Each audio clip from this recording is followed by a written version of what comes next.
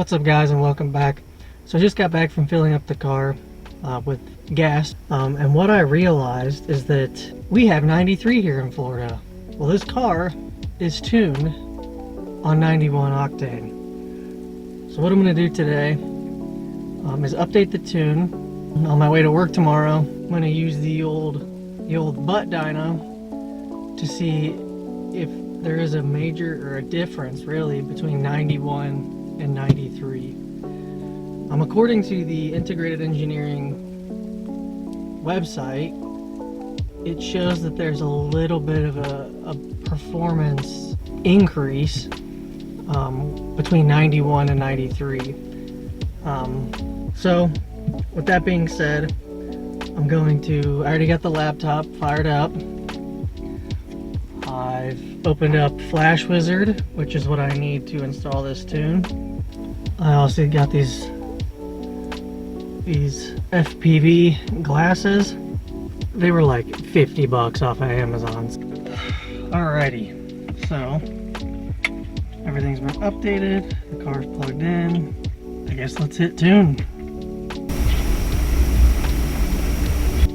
This is a slow process. If I remember correctly, it should identify what tune is already on the car, which will be nice because essentially it'll be the exact same tune, just instead of 91 it'll be 93. This isn't full stage 2. Yeah, stage 2 light without high pressure fuel pump. So then I'll look for stage 2 light without high pressure fuel pump at 93 octane. So because this has the IE intake manifold, that's initially why I swapped over to this tune, because I'm pretty confident that the car was tuned before. But when I swapped over, I don't remember if there was any like special settings I had to click to erase the codes that got thrown from not having the stock intake manifold with all the flaps and all that stuff. This is not a fast process. I'm hoping once it hits like, I don't know, 50%, it just zooms. Yeah, hopefully this gets rid of the burbles and pops, because I'm really not a fan of it. So anytime I shift, in between the shifts, it pops. Like a gunshot just went off. So hopefully that this will help get rid of that. I really won't feel a lot of torque until I upgrade the high pressure fuel pump, which is on my to-do list for this car. It's just not a high priority. The highest of priorities right now is fixing the shifter, which I showed you guys, and then making the exterior of the car look good. Ooh, 11 volts left. 2 codes found. Intake manifold. See, stuck open. Positions.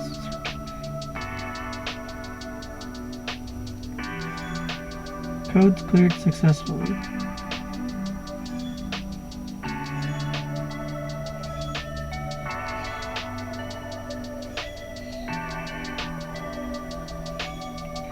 Now what I'm going to do is completely close out of this tuning software and start the car once it figures its life out.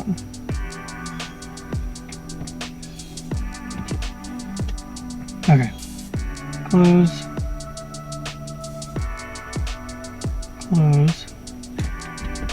Now let's start the car.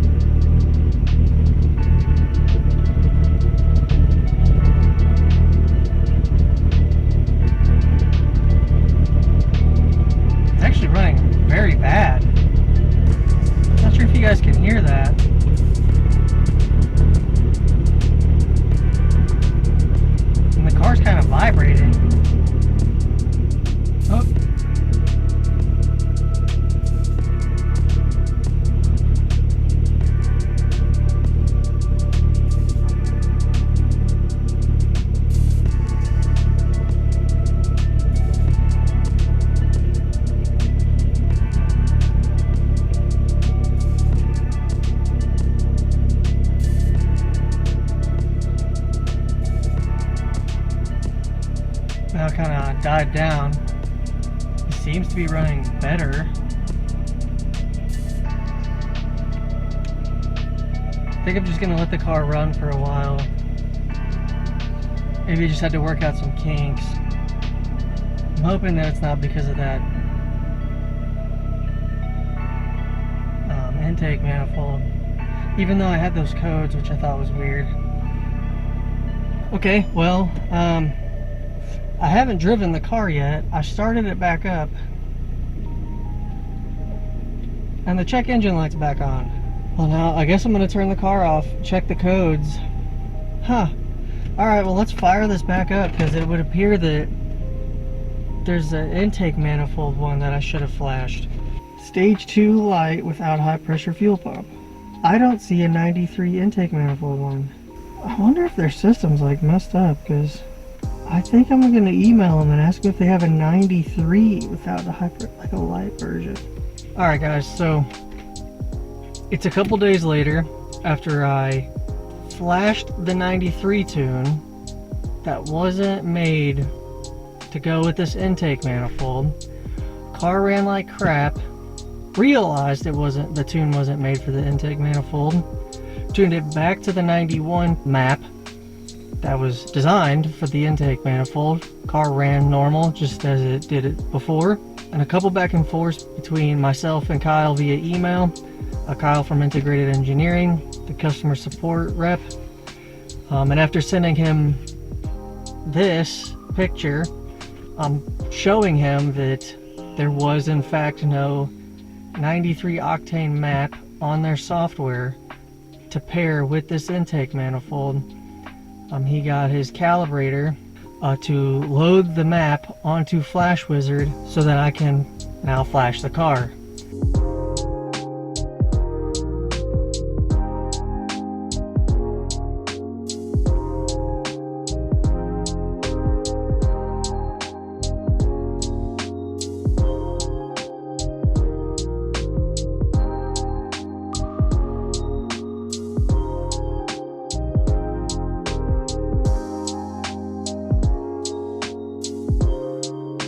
Started the car. Now let's see if there's any codes. Car started fine, car sounds fine. Sounds like it did before. No codes. Alright. Just tuned the car. Now it needs gas again. So I for sure will know that there's no 91 left in the tank. And this is a good test drive, and the gas station's right down the road, so let's hit it. I'm now ready for the chaos that is BJ's Gas. I don't know what it is about South Florida, but these people use their horn more than they use the brake. This place is crazy. You'll probably hear it when you get in line for gas, but it's just people honking the horn all the see, light literally just turned green, and they're already honking the horn. That was the smoothest and quickest I've ever gotten gas here at BJ's. So I'm thinking 5:40 on a Friday night is probably the best time to get gas.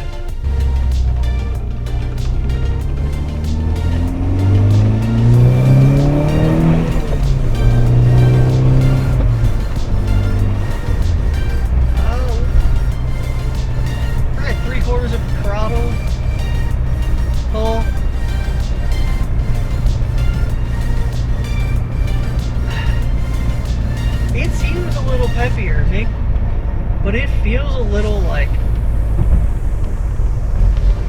beefier, if that makes sense. More torquey, I guess, is what I'm trying to say. Maybe just a little bit. Maybe it's just a little bit more responsive.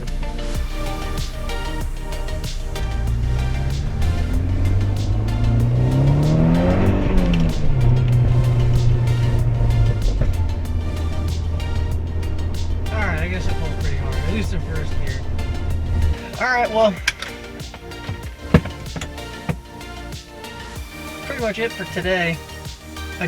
I do think, granted I don't drive the car like with a heavy foot very often, but it does feel more torquey. I'm assuming it's because they advanced the timing a little bit. I'm expecting more torque when I get the high pressure, the new high pressure fuel pump internals. Well guys, the car's tuned. Pulls a little bit harder than it did previously. So that about does it for today. However, I think starting today I should start getting some exterior parts, some body panels. I think the lower grille comes today. So stay tuned for that. Peace.